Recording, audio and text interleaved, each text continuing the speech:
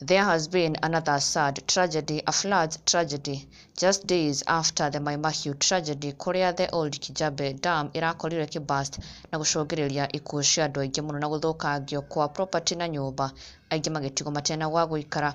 Na riu o ringi ni kugite na another tragedy, this time round in Kilifi, kuria rũĩ rũrĩkĩtie kuna na gucogereria floods cioraga andu matiganite, na the reports cigitiga a Kenya na kĩeha kinene muno yet again a Kenya na family nyingi muno igitigo citena gwa guikara. O ndeto ĩngĩ ĩratigire a Kenya na kĩeha kinene muno. Waira, a very sad tragedy happened whereby a 5-story building collapsed in Uthiru.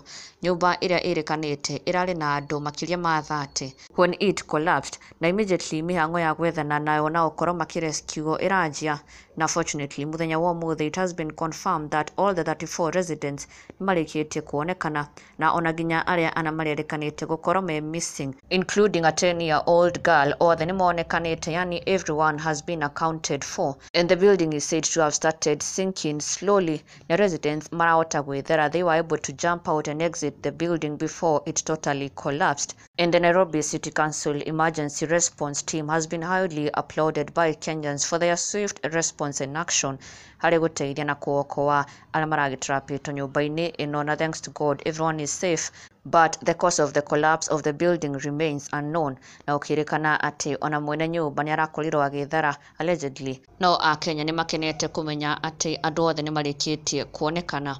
Na rĩu kũrĩ mwena wa Kilifi, kũrĩa family ĩmwe itigĩtwo ikĩrĩra na igĩcakaya endwa ao, kũrĩa 3 people are said to have died so far thutha wa rũĩ rwa Sabaki and Galana in Kilifi gũkorwo rũgĩbunja and caused heavy floods iria iracũngĩrĩirie andũ aingĩ gũkorwo nĩ maĩ mĩciĩ kwao, na andũ atatũ makĩrĩkana gũkorwo moragĩtwo nĩ mũiyũro ũyũ. Yet another sad tragedy, na a Kenya makiumĩrĩria na njĩra nene mũno all the affected persons they witnessed the Mai Mahiu tragedy.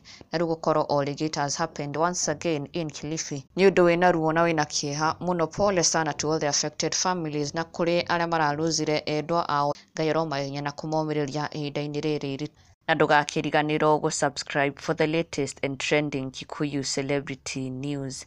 Never miss an update. Subscribe now.